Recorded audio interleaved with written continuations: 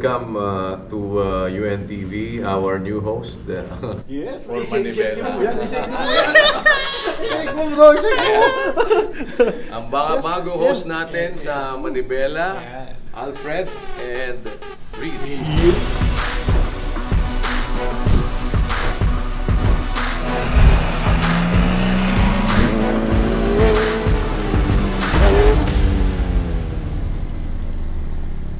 Kakatawag lang sa akin ni Kuya Daniel. Ni-invite tayo doon sa KD Rock. At sakto, natawagan ko na rin si Bro Reed. Makakasama natin siya bukas sa ride namin sa Bataan. Morning. Ang aga natin Ngayon ay maagang-maaga ang ating ride. Dahil sa ayaw kong malate sa ating mga kausap. Dahil nakakaya naman sa kanila. Hihintayin daw ako ni Bro Reed sa Porac exit. Alas 8 pa naman usapan namin, pero maga na akong aalis. Para din nakakaya sa tropa natin, di ba?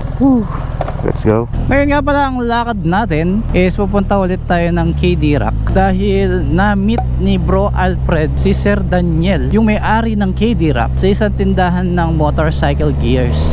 So laking gulat ni Bro Alfred na kilala pala siya ni Sir Daniel, at nabanggit nga ni Bro Alfred na pumasyal kami nung minsan. So in-invite niya si Bro Alfred kasama ang kanyang family na mag-visit again dun sa KD Rock. At tinanong ni Bro Alfred kung pwede daw ba siyang magsama ng friend.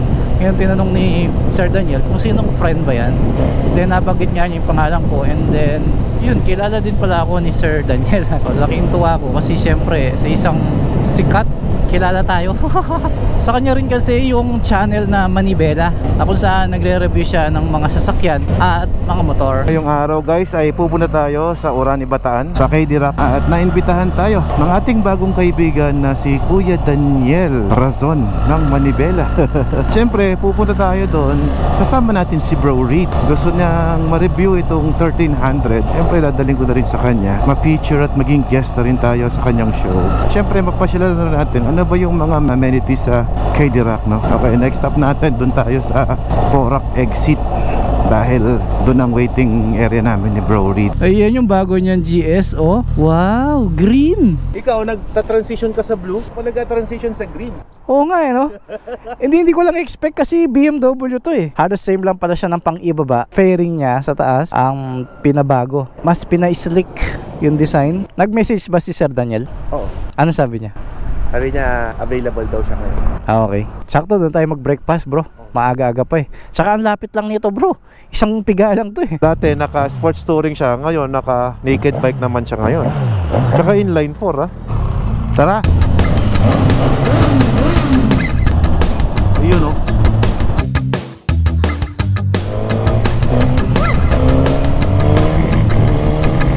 A few moments later. Pumunta yun. Dito tayo sa KD Rock. Saan pupunta si Reed? Hindi, babalik yan. Babalik yan. Pag hindi niya ako nakita, babalik yan.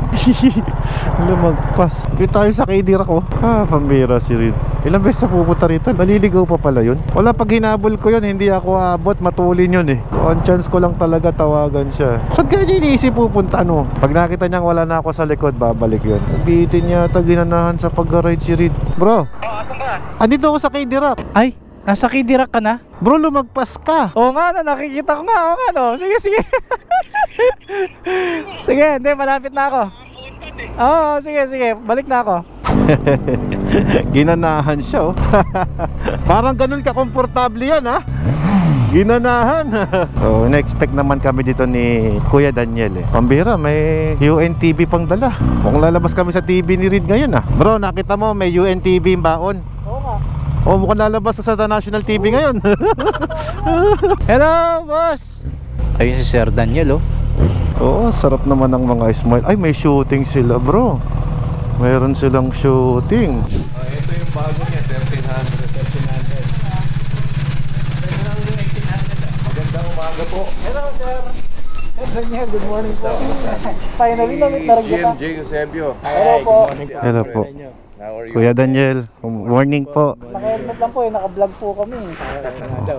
Vloggeries po kasi kami. Opo, mga vlogger. Yung last time na yung punta, sir, paalis ka nun Sa ride? Opo. Naka-gym kayo. Dito nga daw, sabi nila. Hindi ko alam na nandito kayo Buti nakarating na kayo. Buhat nung na-discover namin to, sir, talagang napakaganda. Balak nga namin i-try yung pang off-road, then mag-off-road kami sa likod, sir. Oo, pwede naman. Actually, sabi ko nga kay Alfred kahit yung mga kids niya, maisama niya para. Meron tayong mga single track trail kasi. Pwede nga. Sakto, bagay yung dito. Pwede sa obstacle course. Yes, sir. Pwede. Uy, obstacle daw. Pwede. Kain mo naman. Ito si Benel, halika. Si Redman. Ito yung pamangking kong isa. Kita na ba kami dati? Kuya, magkasama tayo nun. Sabi nga, nagpunta si Alfred. Siya yung pumupunta dun sa inyo, sa coffee shop mo, sa Man Cave.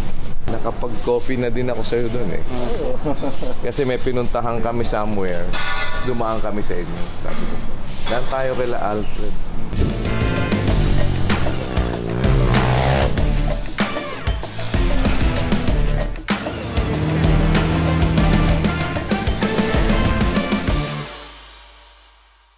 Alam mo bro, sinuswerte tayo kapag magkasama tayong dalawa. Okay. Hindi, sabi ni Kuya Daniel, talagang naghanap siya ng mga hindi mayabang, nakaka-inspire na vlogger. So, siya yun. Nagturo. Hindi bro, nakaka-inspire ka naman talaga bro.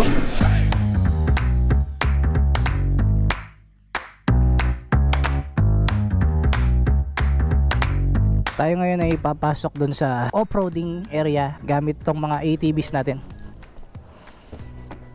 Ang laki nito. Brake, susi, on, park. Yan, kill switch. Yung push start ito. Yan o. Pag po mag-shift ng gear, ano pong gagawin? Hihinto muna, brake muna. Okay, tas okay. Signal light ma'am, signal light wala. Wala. May light siya. Ito light. Ayun. Dito po ako. Para pareho kayo.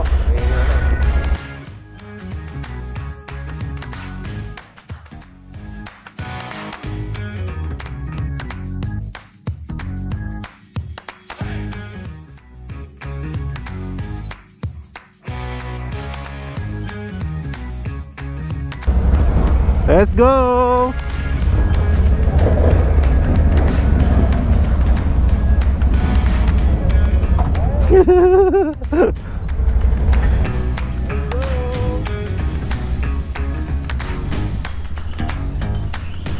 Ituturo tayo ni Kuya Daniel ngayon. Ayun nyo, doon pala yung entrance. May daan pala dito. Ang laki pala nito guys. Ang tahimik dito. Ayun o, may trail pa o. Ayun o, ang ganda, nakasementado. Maganda yung ATV nila. Ang lapad, ang ganda na suspension. May mga CCTV pa dito o. Wow, ang laki.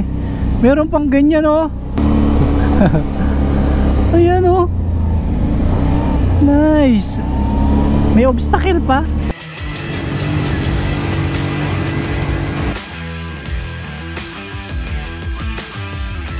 Uy.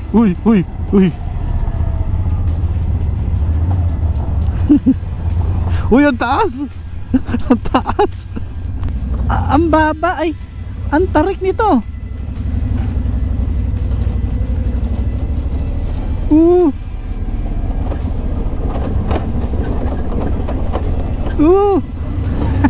Kung mahina yung loob mo doon, nakakatakot ah. Grabe, ang ganda dito. Tsaka private siya na lugar, na ginawa talaga yung lugar para sa ganitong experience na makapagmotor dito, tsaka gumamit ng ATV. Yun o. Paganda tong ATV nila kasi hindi siya sakal.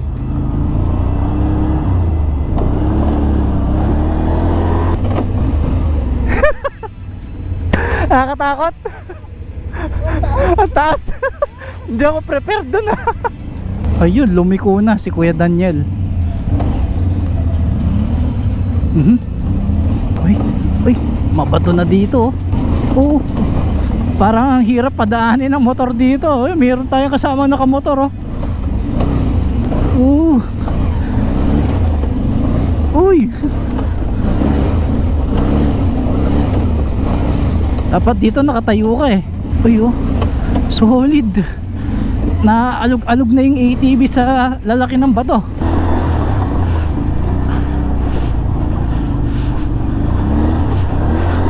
Woo! Woo! Woo!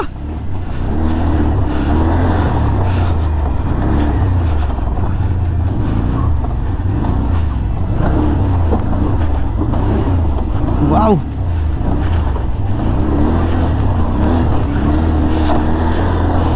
This is wild.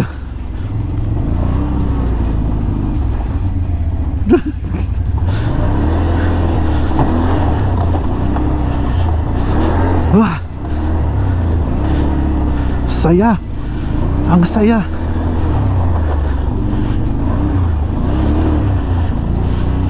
Kaya pala kami pinakain eh. Magugutom ka pala dito. Workout tayo. Hirap niyan pag nakasingle. Buti ito, 4 yung gulong oh. Naalog-alog nga lang. Pero ang sarap ng experience oh. Oh. Sobrang alog. Oh, meron pang hanging bridge oh. So hindi na tumuloy yung nakamotor. Nandiyan siya sa taas. Ang lupit. Oh, grabing experience yun ah. Sarap nun. Oh, may pang bata din dito, ilaruan ng mga kids. Kumpleto dito. Bamboo area. Mga pagkain ng panda. Uy, wala mo may ganito sa likod. Yun, may stage dito oh. May piso wifi pa dun oh. Ayan oh, para sa mga gusto mag overnight stay. Nag-camping ka daw dito, yung mga tent may aircon. Ah, talaga?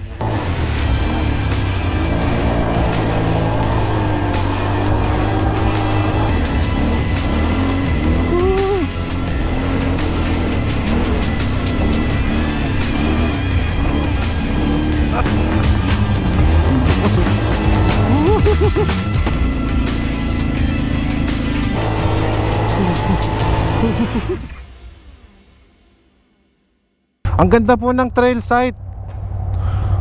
Ang stiff. Nag-uumpisa pa lang tayo. Ah? Umpisa pa lang yun? Akala ko yun na yung ano eh. Start. Tayo sa kabila. Hala, ang lukok pala nito. Tara, nag-uumpisa pa lang pala bro.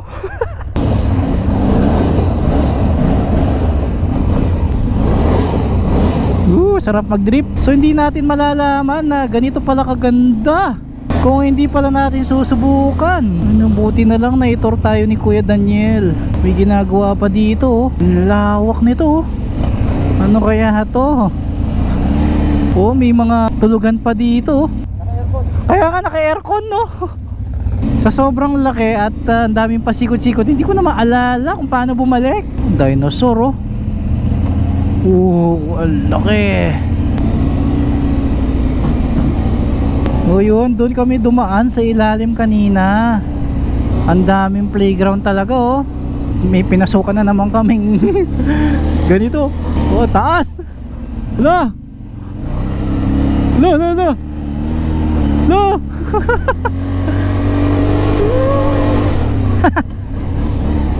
Ang tarik.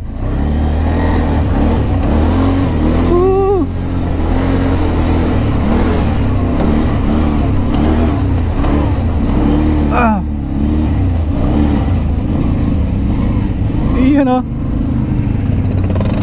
Ayun na naman. Bababa na naman kami. Halala, ang baba niya na.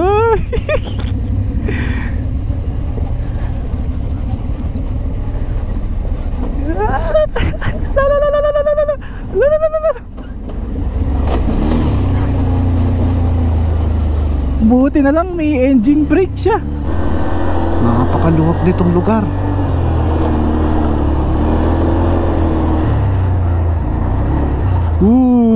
Ganda o gagawin niyang ano. Wow.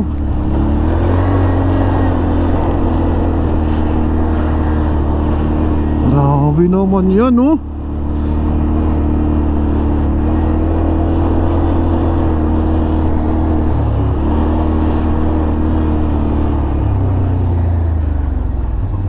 Ang lalim oh. Uy, ano to? Tignan mo. Uy, solid to. Kailangan magdaan-daan dito. Pag nalaglag tayo dito, patay. Grabe. Ang lalim. Ang lawak oh. Sa GTA 5 lang ako nakakita ng ganito. Ano kaya itong inuhukay nila, no? Grabe to. Nakakalula.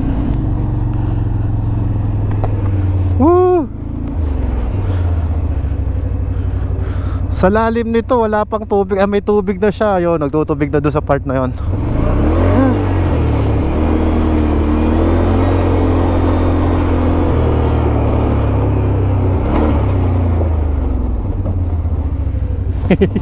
Naligaw pa. Wow. Eto na, papasok na kami sa mga bamboo. Taas ng mga bamboo. Sobrang puwersa ng ATV na to. Nag-skid-skid yung gulong niya sa likod pagka throttle mo ng sagat. At pala hindi ka maiiwan sa tour guide dito. Mabato dito ah. Tapos bangin na yun nasa gilid oh. Wow, ganito yung namimiss ko pagka nag-off-road eh. Yung talagang nature siya eh, no? Nasa 30 minutes na rin kaming bumabiyahe dito ah. Kung magkano man ang binabayad dito sa paggamit ng ATV nila, super sulit. Kahit beginner ka palang gumamit ng ATV, okay lang kasi ang dali niyang gamitin, no? Napahinto si Bro Alfred ah. Lolo. Halo, tos.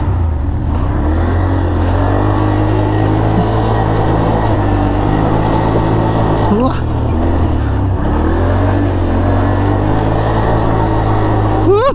After namin nagpahinga ng 10 minutes, bibiyahe na ulit. So kung saan kami umakyat, doon kami bababa. At ayon kay Kuya Daniel, namamasyal daw siya dito gamit yung kanyang jeepney. Pero dito sa part na to, hindi na niya dinadala kasi nga masikip. Tsaka yung kasama naming naka UTV, hindi na rin tumuloy dito gawa ng mahaba kasi dala nila. So naglakad sila paakyat dito. Kaya lang, nung pag-akyat nila, eto, bumaba naman kami. Dahil masikip nga dito, no? Tsaka ayun, no? Grabe yung daan eh. You know, may videographer pa. Tsaka ang kinagandahan sa lugar na to, controlled environment siya. May mga guard na rumoronda dito, kaya safe yung mga guests. Sarap hatawin nito. Habang bumibilis pa naman siya, lalong hindi mo nararamdaman yung lubak. Ang taas ng steps na yun ah. Siguro kung lalakarin mo to, magte-trekking kayo. Matagal din eh. Malayo to pag nilakad eh, no? Pero enjoy. Nice. Bro, ang ganda dito ah. Para tayong nag-summit. Sulit. Grabing experience. Wala akong masabi. Yung kay Kuya Daniel. Ang linis eh, no? Isa atin, no? Pero bilib ako sa nakamotor. Ang hihirap ng trail. Pero naakit niya eh, no? Akala ko nagbibiro lang siya, nakalahati pa lang. Oo pala. Layo pala nito. Parang power steering itong ATV nila. Kapag ka umaandar, gumagaan yung manibela. Oh, gumaan, no? Hoy, tayong unang-unang magdidikit, bro. Gitna natin. Oh, gitnang-gitna pa tayo ah. Gusto mo gawin ko 5 eh. 1, 2, 3. Tatarid. Sinong gumawa ng sticker? Dekalidad. Ako 3. Bakit lang ka nagdidikit tatlo? I love you. Oh. Oh, di ba?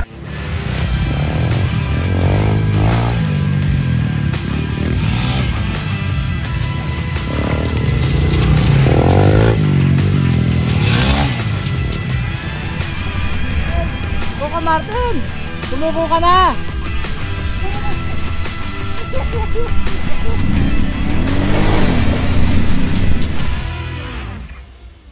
Welcome to UNTV, our new host.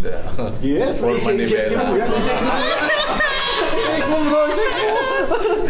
Ang bagong host natin sa Manibela, Alfred and Reed. Yes. Po ang mga bago nyong mapapanood sa Manibela dahil matanda na si Kuya Daniel at maraming kailangang gawin pa, kaya sila po ang mag-handle at mag-enhance ng programa natin para mas makinabang ang ating mga motorista. Yan. So let's welcome them both at sa lahat po ng mga kamanibela natin, frequent at regular nyo na sila mapapanood sa ating programa. Yan, nakakita mo ha? Direkta na ha? Banang puso ko. Kumababag habang nagsasalita bro. Thank you, Sir Daniel. Thank you. Thank you for the opportunity. We won't let you down. Gagawin po namin ang best na makakaya namin para sa mga kaibigan natin na mahilig magmotor. Okay, partner. Okay, partner.